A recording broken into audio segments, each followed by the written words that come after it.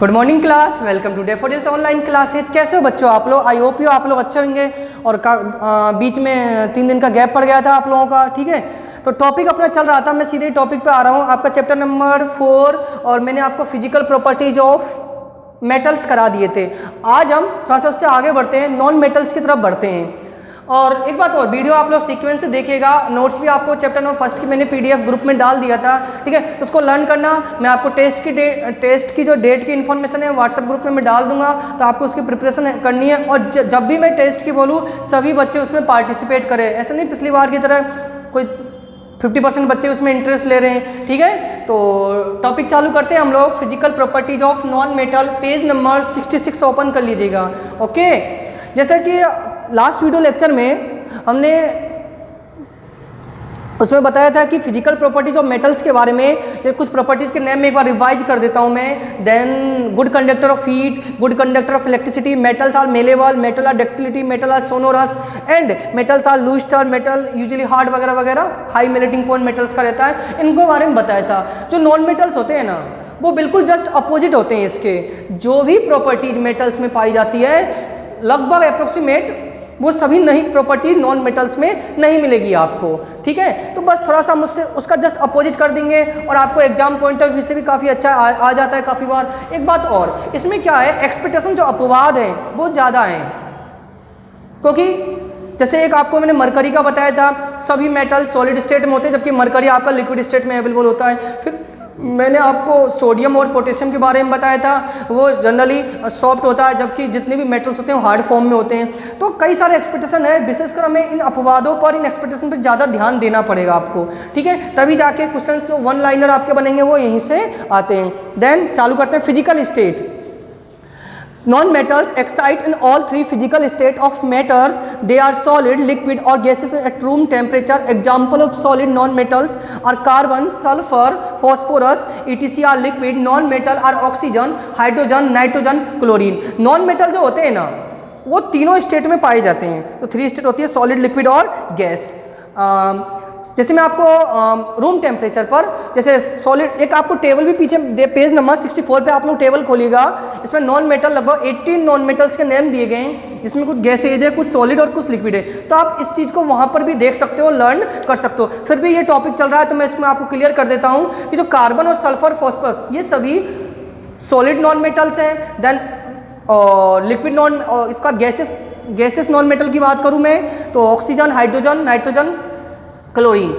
Then lustre, all the non metals have a very dull lustre. तो वो metals में लूस्टर की प्रॉपर्टीज पाए, वो चमकते हैं। जब उसको आप कट करोगे, काटोगे तो उनके जो कटिंग पार्ट होते हैं कटे हुए हिस्से, वो चमकते हुए आपको दिखाई देंगे, शाइन करते हैं। जबकि नॉन मेटल में ऐसा कोई प्रॉपर्टीज नहीं मिलेगा आपको। They have a wide variety of colours, कई रंगों में मिलते हैं ये। जैसे कि कुछ एग्जाम्पल भी मैं आपको दूँ। आयोडीन, क्लोरीन, जो येलोविश ग्रीन कलर, नहीं पीले हरे रंग में आपको मिलेगा। देन फॉस्फोरस इज रेड और वाइट, फॉस्फोरस आपको सफ़ेद और लाल रंग में मिलेगा। जबकि ऑक्सीजन और नाइट्रोजन होता है कलरलेस गैस होती है। देन मेल्टिंग पॉइंट्स, गलनांक बिंदु, डेफिनेशन मैंने बताई थी।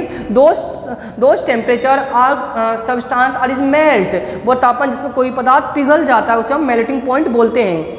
Non-metal have low melting point and boiling point due to weak forces of attraction their molecules. Molecules means अणु।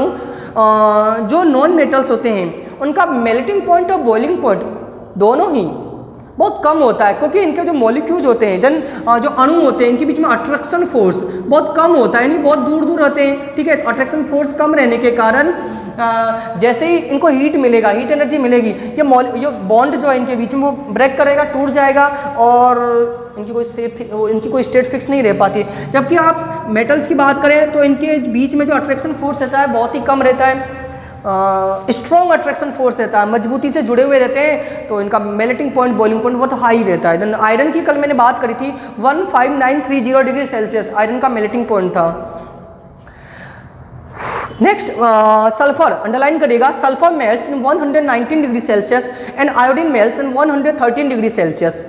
आगे मेलेबिलिटी की बात करूं, non metal are non malleable, they can not be beaten into the thin sheet. Non metal जो होते हैं ना, वो मेलेबल नहीं होते हैं। यदि आप इन पे बीट करो हैमर से तो सीट में कन्वर्ट नहीं होते हैं। जैसे मैं एग्जांपल, तो कोयला देखा होगा आपने, कोयले को जब हम हैमर से बीट करते हैं, मतलब पीटते हैं, उस पर चोट मारते हैं, क्या हो जाएगा, उसके टुकड़े टुकड़े हो जाएंगे, क्या वो सीट में कन्वर्ट होगा, नहीं होगा। जबकि मैं आयरन की बात करूँ, कॉपर की बात करूँ, उसमें सीट बनने की प्रॉपर्टीज पाई जाती है। Next ductility, non metal are non ductile, they can not be drawn into fine wires, non metal को हम वायर में कन्वर्ट नहीं कर सकते हैं। Conductivity, non metal are poor conductor of heat and electricity except graphite, non metal जो होते हैं ना वो हीट एंड इलेक्ट्रिसिटी के पुअर कंडक्टर होते हैं, बस ग्रेफाइट ही एक एक्सपेक्टेशन है, अपवाद है, ये हीट इसमें इलेक्ट्रिसिटी इसमें फ्लो होता है।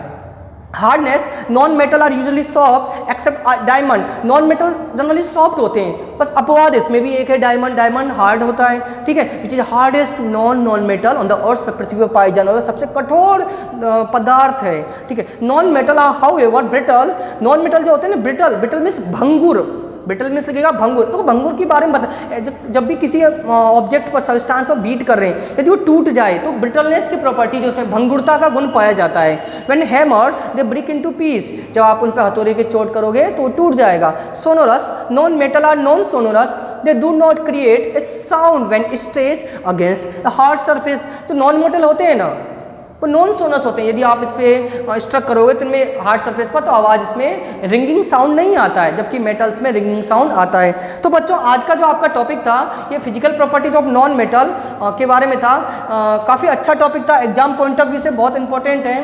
तो बेटा नेक्स्ट जो टॉपिक है आपका chemical properties of non metal and metals, याद कर लेना आप लोग, physical properties of metal non metal है ना। अब मैं नेक्स्ट टॉपिक आपको हल्का सा मैं आज का समरी बता देता हूँ। मैं chemical properties of metal non metal में बेटा हम क्या पढ़ेंगे, यहाँ पर हम 3 चीज़ों के बारे में पढ़ेंगे, मैं आपको बोर्ड पे लिख देता हूँ क्योंकि नेक्स्ट वीडियो लेक्चर में इनके बारे में बताऊंगा। रिएक्शन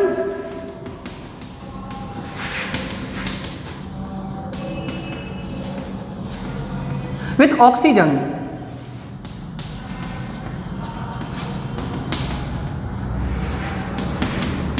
रिएक्शन विथ वाटर, और एक और थर्ड टॉपिक है आपका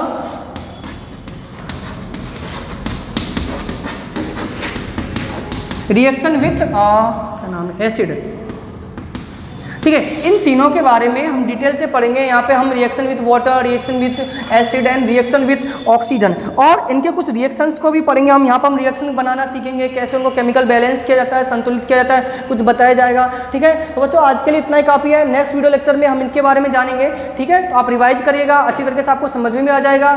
तो thank you student, thank you for attend this session and thank you for watching this video, thank you.